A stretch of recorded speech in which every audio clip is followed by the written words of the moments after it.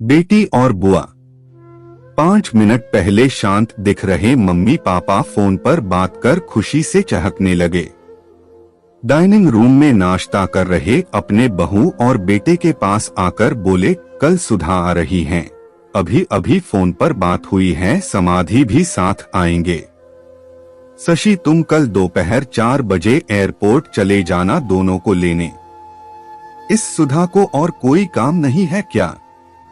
अब देखो तब आ जाती है यहाँ पर। मैं नहीं जा पाऊंगा, मुझे और भी जरूरी काम है। क्या वो टैक्सी करके नहीं आ सकती यहाँ तक? शशि गुस्साई आवाज में बोल पड़ा।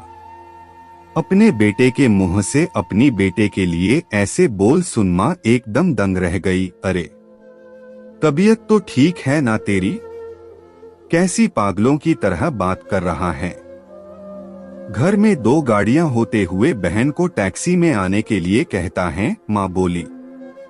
रहने दो, मैं खुद जाकर ले आऊंगा अपनी बेटी को, करने दो उसे अपना काम। अभी सुधा का बाप जिंदा है और मैं नहीं चाहता कि मेरे बेटी को उसके ससुराल वालों से ताने सुनने पड़े कि इकलौती बेटी होते हुए भी उसे लेने गाड़ी नहीं भेजी या उसके स्वागत में कोई कमी रह गई। पापा ने बेटे को अपनी नाराजगी जताते हुए कहा, आप दोनों समझते नहीं हो मम्मी पापा।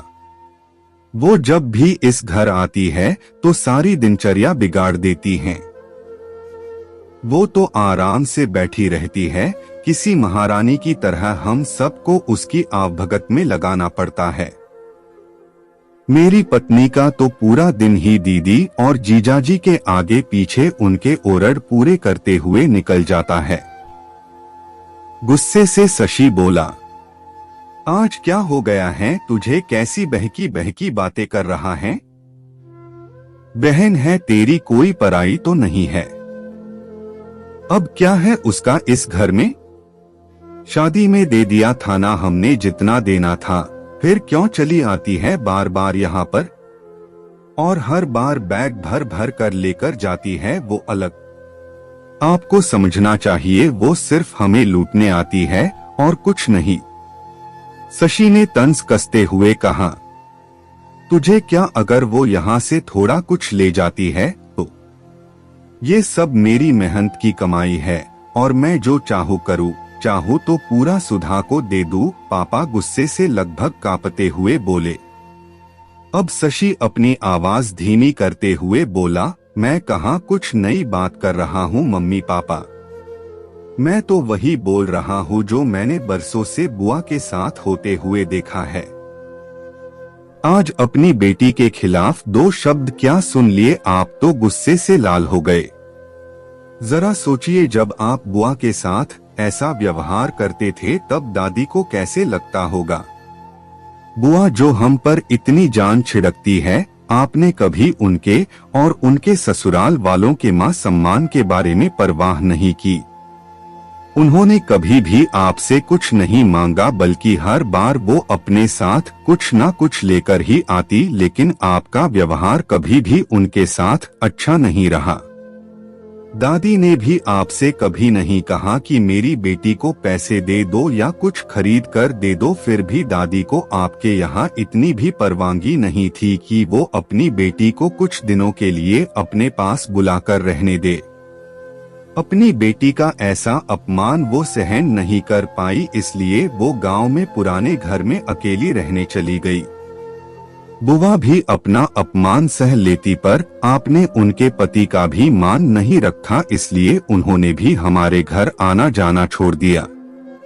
जिस तरह सुधा इस घर की बेटी है, बुआ भी तो इसी घर की बेटी है।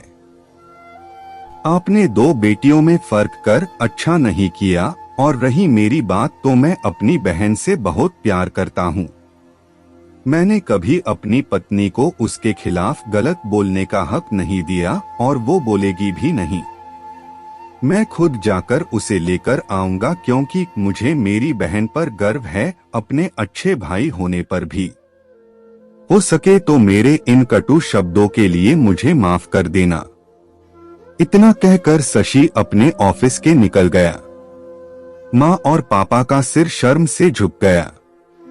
थोड़ी देर की शांति के बाद पापा ने हिम्मत कर अपनी बहन को फोन लगाया। बहन के फोन उठाते ही वो फूट फूट कर रो पड़े और बोले, दीदी हमें माफ कर दीजिए।